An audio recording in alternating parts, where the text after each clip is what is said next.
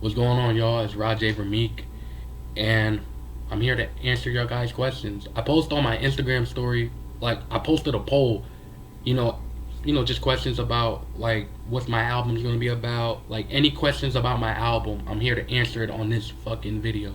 So, hope you guys enjoy.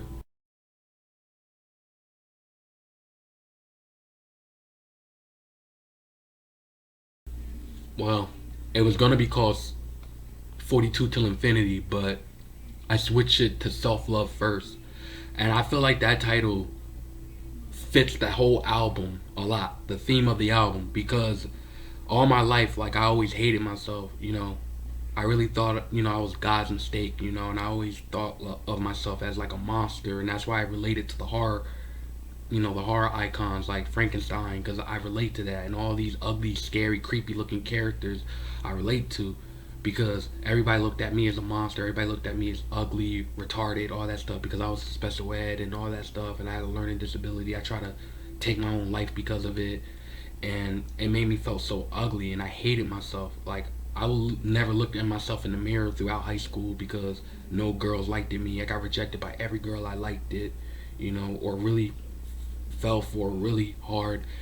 Nobody wanted to be around me. Nobody wanted to hang out with me and stuff like that because, my reputation, they feel like, oh, if I hang with him, my reputation will be ruined. Or people will think I'm friends with him and everybody will think I'm a weirdo. And it just made me feel ugly about myself. And I tried to take my life because of it.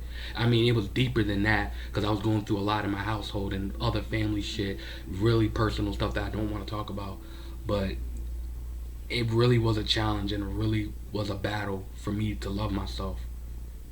And sorry, my if it keeps freezing and all that stuff, I'm sorry, y'all. Like, I got a old ass fucking laptop, but it was really hard for me to love myself. But I feel like, you know, this is the perfect title for it. I mean, I love myself now because I finally found myself. I found out what I need to do, how I need to fix myself, how to love myself, and just find myself as an artist, and view myself in a better light. So the album is called Self Love First.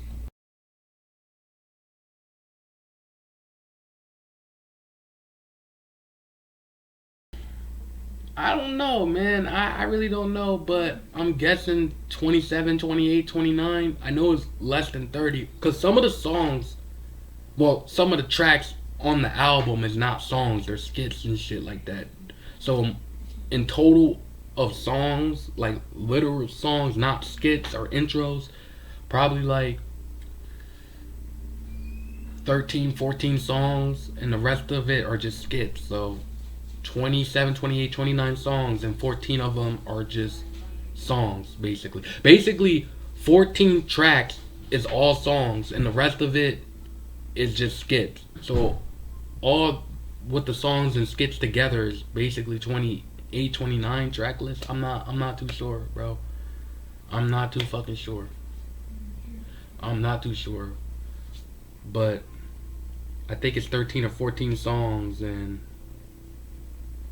um, 13 track, no, 13 fucking skits and shit. I don't know. It's hard to explain because I don't know because I could be like, oh, I fuck with this song, and then I'd be like, nah, I don't fuck with this song, and just remove it. I don't know, man. But it's gonna be a lot. It's gonna keep y'all fed, with music, and then after this, like, I'm taking a hiatus with music though. I'm gonna be focusing on my gaming channel and shit like that. You feel me? And focus on acting, filming, writing, directing, future films I want to do, independent films. It don't matter. I just want to do films, and I hope the movie that I wrote is gonna do really great. You feel me? And it get accepted by A24. I hope they really fuck with this movie. My first movie that I ever wrote. My first real high budget Hollywood worldwide movie, and I want that shit to be in theaters. But overall, it's probably like 27 tracks. I don't know. I really don't know. But it's gonna be a lot.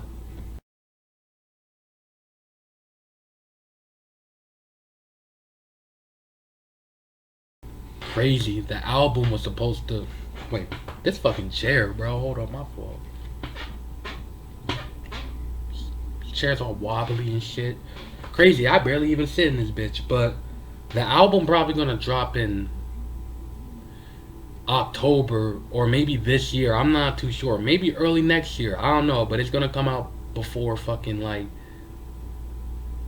the summer next year in the summer. It's gonna drop before GTA 6. Man, that's crazy. If GTA 6 drop before my album drops, that would be fucking crazy, my nigga. That should be crazy. But I'm guessing this year of October.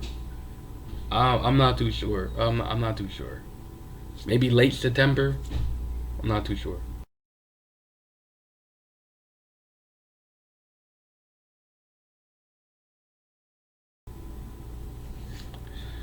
Since I was 4 or 5 years old, my step grandfather got me into it. He was like my father figure. My dad, he wasn't in my life like that. My back in the '70s, my dad was in the streets. He wasn't in my life like that. My real grandfather died after my uncle got killed because my uncle was in the streets too, and he got killed. And then like maybe months later, my real biological grandfather, he got ran over by 4 cars after my uncle got killed. And this happened when I was a baby and shit. So, I never really had a father figure and didn't have an uncle. My uncle got killed. My dad wasn't really in my life. And my real grandfather, he died. So I didn't really have a lot of male role models except for my step grandfather. He died when I was 15. But he got me into horror movies when I was like 4 or 5 years old. He used to watch it all the time. Like, I used to go in his room, you know, and he would just watch sci-fi. Y'all know that channel sci-fi, and it like that channel basically has horror movies, aliens, and all that stuff. And he would just watch horror movies religiously, like literally. And crazy thing about it, he actually got me into Christianity too. Like we used to pray every night too. So it's kind of crazy that he made me watch horror. I mean, he didn't make me watch horror movies. I just wanted to be around him. I don't know why. He had that energy. Just it made it feel so fatherly. Like it feels like a father bear type shit. And he inspired my creativity, because when I was a kid, I wasn't watching no kid shows or anything, because I lived with my grandparents. So at that time, like, I was just watching like movies like Scarface or Godfather or like any type of horror movies. Because when you open up his closet, it had nothing but horror movies, a library of horror movies or gangster movies. And I used to watch Scarface. I used to watch fucking Godfather. Um,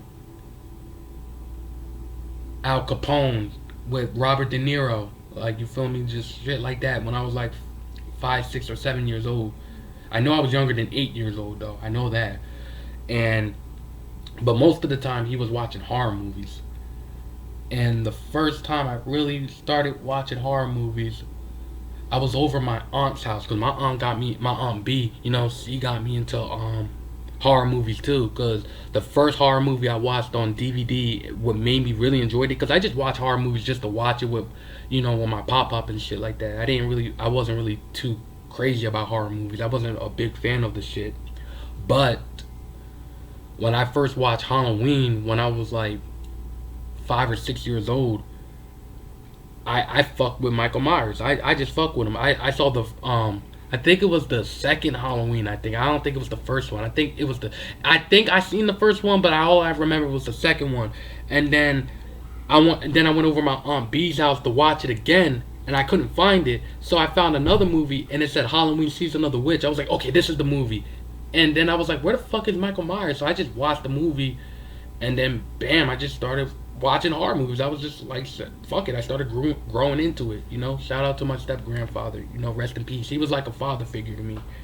And the reason I say step grandfather, because he ain't biological. You feel me? My real grandfather died when I was a baby. You feel me? So, but my step grandfather was like my real grandfather. And he taught me how to be a man. He taught me to stay away from the streets. Don't be like these gangsters out there, because he used to be a cop and shit. And I still hated cops. I ain't gonna lie. I didn't give a fuck if he was a cop. I still hated cops. Because hip hop was taking over. And the cops were always.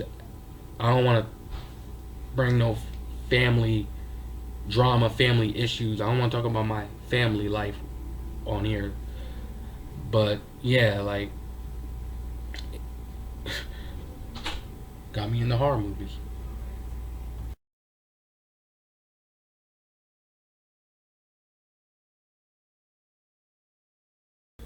I bet the people that's watching this right now who went to high school with me probably lying their ass off like, no, Rajay was like this, Rajay was weird, and it, just making up lies and lies and lies and lies, just trying to make me look like a bad person because they personally have something against me, and they just want to see me hurt, or think I'm this weak ass little bitch ass nigga that's just gonna let a motherfucker talk shit.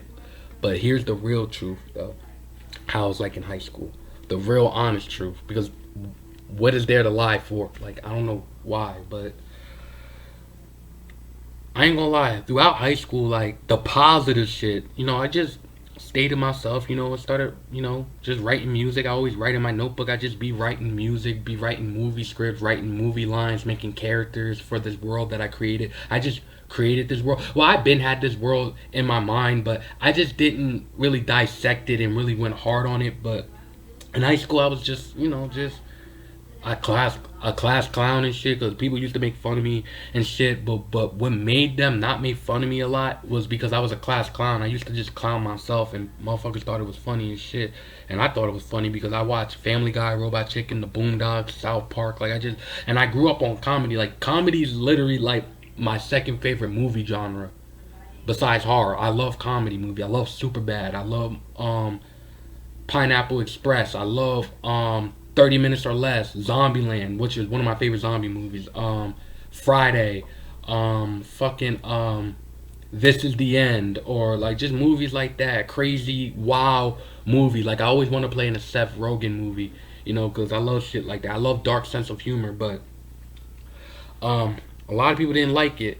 But the type of music that I used to do when I was 15 years old, from 15 all the way to 18, I used to do this genre called horrorcore. So if I mind if you're too sensitive to hear this shit, I'm sorry, but on my channel we keep it real. We are rated R on this channel, but like, hardcore is like what Eminem, Tyler Creator, Brother Lynch, who made me want to rap, who inspired my creativity, rap about murder, suicide, hard drugs, rape, like sexual assault, rape, just disgusting, disturbing shit.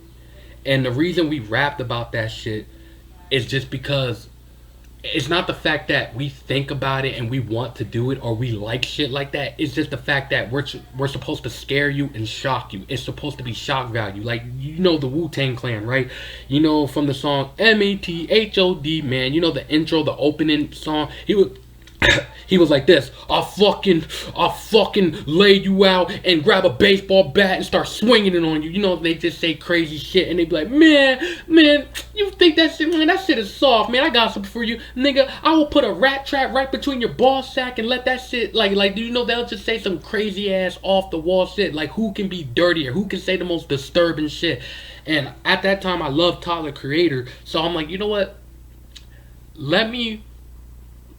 I can rap worse than this. Like, all this shit that these rappers be rapping about, all this killing and decapitating, I can say worse shit than that. Like, my mouth, my wordplay, my hard shit, my disturbing, like, art, like, I can do better than that shit. Like, I think about some fucked up shit and I'll just rap about it and put it in details and describe it in details and all that other shit. Listen, guys, when it comes to me about rapping about disturbing shit, I feel like on no cocky shit, I feel like I'm the king of it. But it kind of fucked up my reputation, and I'm gonna tell you why. This is why I stopped rapping about it.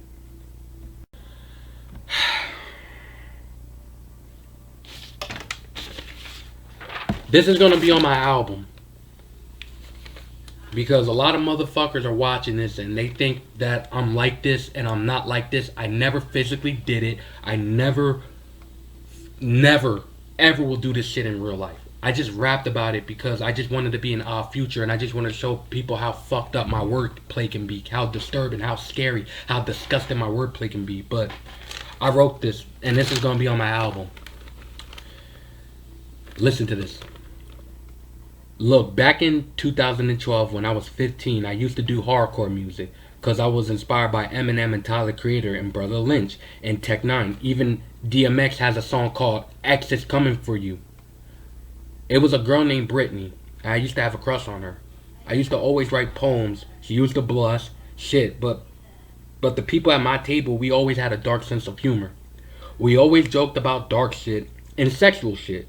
Just dark, edgy teenage shit, you know. I was 15 and I wanted to fit in, so I didn't know half of them. Some of them I knew, but I just wanted to do funny shit and say crazy shit because they were saying crazy shit, and I feel like if I say worse, I'll be looked at as cool because you know I grew up on South Park, Robot Chicken, and all that shit. So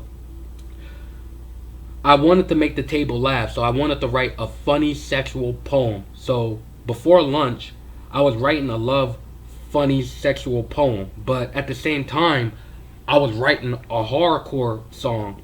I was role playing as the serial killer, Ted Bundy, because I saw him when before I wrote the letter before like you know I was doing all that shit.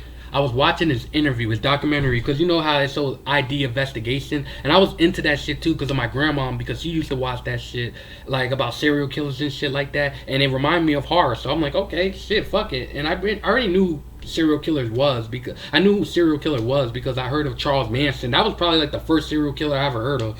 So I was 15. I was just listening to how he was just doing shit, and I looked him up on the internet. I'm like, he did all this crazy nutty ass shit. Okay, so I started, you know, writing it on a sheet of paper like this, and but at the same time, her love letter was right here, and the crazy rapping, the crazy hardcore shit that you know I was writing both of them at the same time with two sheet of paper, like just a bunch of papers. So I was role playing as a serial killer and a rapist because I was watching a Ted Bundy interview. So I was writing the rap from his mindset, like if Ted Bundy was a rapper. So when I was writing Britney's letter and the hardcore letter on each sheet of paper, I almost got caught by my teacher in class. So I got scared, so I stacked them together, put it in my book bag, and I was like, oh, I won't write in class no more. He's like, don't do that, you're gonna get written up, because you know I was in class because I used to hide my book and shit. I mean, not hide my book. I used to have like a book. You know how you have them thick ass book? I used to put it like that, and I would just write my raps like that, so he would think that. I don't know why I did that, thinking he won't see the shit, but I told him I won't do it, and if I did it again, I was gonna get written up. But lucky he didn't look through my papers because I thought he was going to take my papers. Because you know what teachers want to take your fucking shit and want to read it and shit like that? Or make you read it in front of the whole fucking class? I mean, I had that shit happen to me when I was in 5th grade, but I lied. I just said, I just lied. It didn't say none of that on the paper. I just said that and lied. But let's get back to the story. So I almost got caught in class by the teacher, and I got scared, so I stacked the papers together and forgot that I stacked the papers together. So when I went to lunch, I gave them the paper that I wrote about Brittany, and I gave it to her and her friends at the lunch table. They all started laughing, right? And this one nigga told me at the table, do not give it to her. I'm begging you, bro. Do not give this to her. And I said, I won't, bro. I'm just joking around. This is just for jokes. And I told her that I wrote something about her, and I can't let you read it because I don't know how you're going to react. And she kept begging me over like 12 times.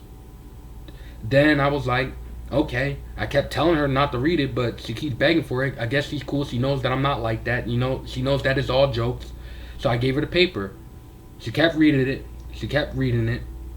And I told her, you know that I'm not like that, right? She looked at the paper and just put it down and walked away. And I went up to her. I'm like, you know I'm not like that. I'm just joking around, right? We're all joking around. And she was like, yeah, I know. I was like, oh, thank God. Like, you know I'm not like that. Like, for real. Like, that's weird and shit like that. I'm just doing it just for laughs. But I'll see you tomorrow, though. So I got called to the office, and she told the principal, told teachers, and told the whole school that I was going to rape her dead body. And then 6 months later, my grandfather, my step-grandfather, who was like my father figure, died from fucking cancer. Yeah. And it's crazy because let me tell you something. Let me tell y'all niggas something.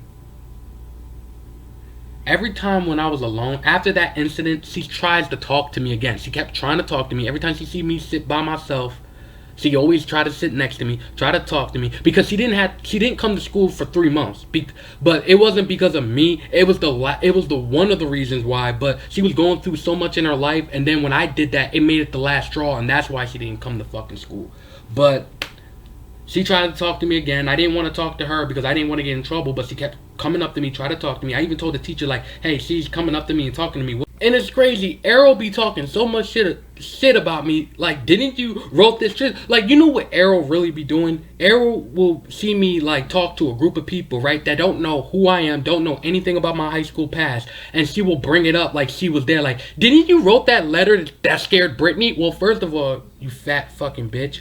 Let's talk about something. Let's talk about something. When you were over Fred's house, right? My best friend's house, right? When you were drunk, you grabbed my dick and you grabbed my ass. And that's why I slapped your ass. Because you kept touching me inappropriately when you were drunk. And then you showed us your nudes. To me, Fred. And the crazy thing about it, you were talking to Keyshawn. So why were you showing us your nudes when you were trying to fuck one of my friends? And then you grabbed my ass and then you grabbed my dick two times. And I was like, you know what, since you want to play, I helped her up and I slapped her right on her ass. Because she grabbed my dick and then later she grabbed my ass. Well, she grabbed my ass first, then she grabbed my dick. And then that's why I slapped her ass cheek. So, yeah, since you want to bring some shit about me, I bring up some shit about you. Have a great day. Like I said, guys, people who talk the most shit got the most shit on them. Fucking fat, fucking redhead, fucking dirty ass bitch. She's not even a fucking ginger. Like, you want to talk all that fucking shit. Like, I hate bitches like her so much, bro. Like, so fucking disgusting. Like, always making up fucking lies and shit, trying to make me seem like the fucking bad guy. I ain't deleting shit because she really pissed me off with that shit. Like, she literally made me suicidal. I literally tried to kill myself because she was going around spreading lies and shit like that. Literally. Other people was doing it too. And I will get on them, but they apologize and shit like that. So I'll give them a slap on the wrist. And they were wrong too. They were like, I was wrong for doing that. Shout out to the people that apologize, bro. And you know, I apologize for like shoving it down their throat. Like, why did you do this? Why did you do this? Because I was doing that. Well, here's the thing. Because when I got out of high school, they were still bringing it the fuck up in front of new people, and that's why I overreacted. But I should have never overreacted like that. So I apologize for that. But Arrow, nah, that fat fucking bitch, you need to fucking stop, bro, for real. I don't give a fuck she apologize or not, bro. Like, you want me to forgive her, or want me to forgive Arrow? The day that I forgive Arrow is the day that my grandfather come back to life, because what she did was fucking horrible. She made me really feel bad about my fucking self, and she barely even know me at that time. And the reason I knew her is because she was trying to fuck some of my friends, but it's whatever, it's cool. But back to the story with Brittany. Let's not talk about that fat bitch Arrow no more. She already gave niggas a STD, I heard. But let's talk about Brittany real quick though. Let's talk about her. They just said, I don't know, just let her talk to you or something. I was like, alright, whatever. And I just was like, look, can we just like forget about the past? And she was like, yeah. And then I got in trouble again because one of her dumbass fucking friend literally lied to the principal, said I went around calling her a whore, but she was talking shit about her in the table. But it's all good. Of course they're not gonna believe Rajay, because Rajay lies about everything, right? But it's whatever. I don't care. And then she tried to talk to me again. And then I went to the principal. I'm like, look, bro, she's talking to me. She keeps talking to me. I don't know what to do because I'm tired of getting in trouble. I'm tired of getting written up. What the fuck do you want me to do? Just tell her to leave me the fuck alone. I don't want to get her in trouble. But they just laughed at it like, okay, like, get out of our office type shit. Like, because I'm like, bro, what the fuck, man? Like she's that type of person. Like, if she kills my whole entire fucking family and I went to the police and said, yo, she killed my family, they just be like, okay. Huh. But if I did it, then automatically I'm the villain. Like, that's their logic in high school. That was their fucking logic.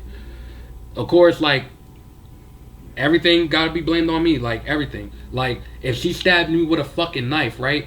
And then I'm like, yo, she stabbed me. They all laughing at me. Everybody be laughing at me. But if I do it to her, then automatically I'm the villain. I'm not saying I will. Of course, y'all motherfuckers are like, oh, he said he was gonna do that there. No, I will never hurt anybody. I will never hurt a human being unless it's self-defense.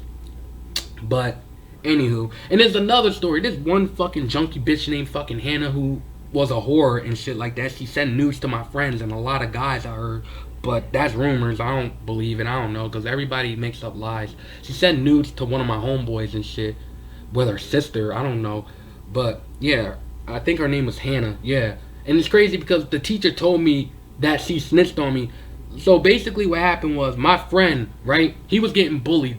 So I was like, "What happened to your jacket?" He said, this, he was like, "Bro, these kids in my class, they threw ink at my jacket, my brand new jacket that my mom got me, threw ink on it, and yeah, his whole jacket was covered in ink, y'all."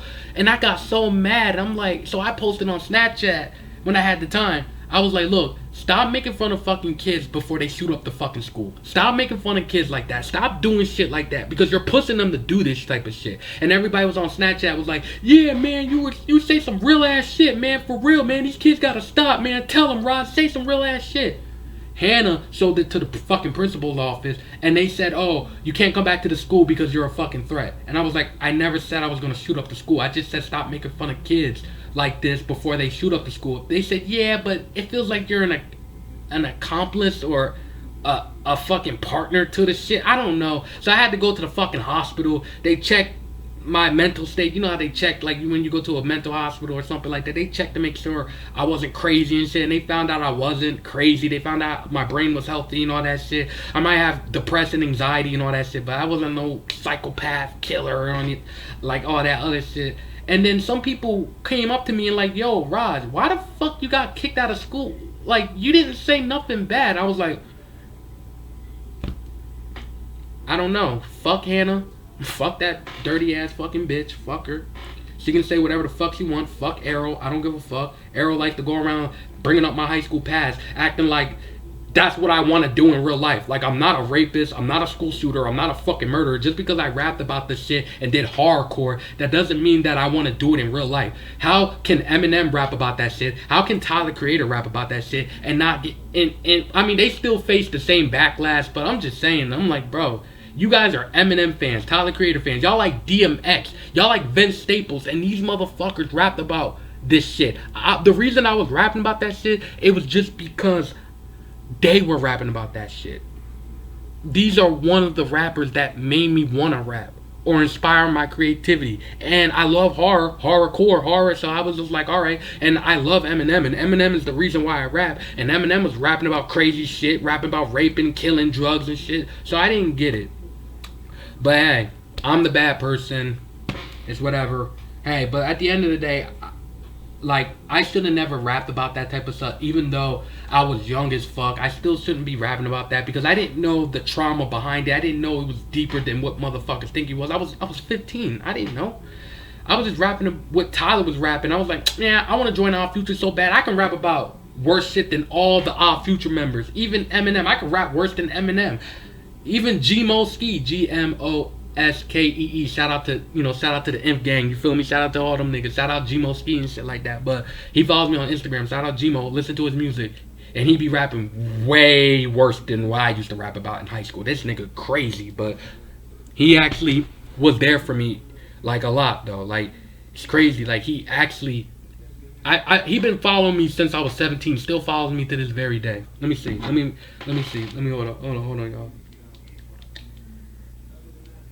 And a lot of people ask though, like, like, hey, did that shit still haunt you? Like, with the Britney thing, did that still haunt you? It does, but I know me more than she knows me. I know that I don't do shit like that. My family knows I don't do that shit. Y'all know I don't do that shit. And you will never hear me on the news doing some shit like that. It's not even fucking worth it. Look, he still fucking follows me. Hey, nigga, look at me, nigga. Well, that's not me. That's Gmo, but he follows me on my Instagram. Look. Shout out Gmo though. Follow him though. Gmo Ski. Follow that nigga. Can y'all see it? Look, he follows me in this bed. Look. I'm on top, motherfucker. I'm on top. See, he always helped me through a lot of shit, bro. Like, he been through what I've been through. You feel me? Shout out Gmo. Shout out Imp Gang. But that's all I can answer for y'all. I'm glad I get to talk to you guys. I'm just letting you guys know I'm alive. We're still working. We're still trying to work hard on the album. Well, me, aka me, not we, because I'm the only one doing this motherfucking shit. But, follow me on Instagram. If you want to talk to me, I'm here. So, yeah. Deuces, nigga. Bang!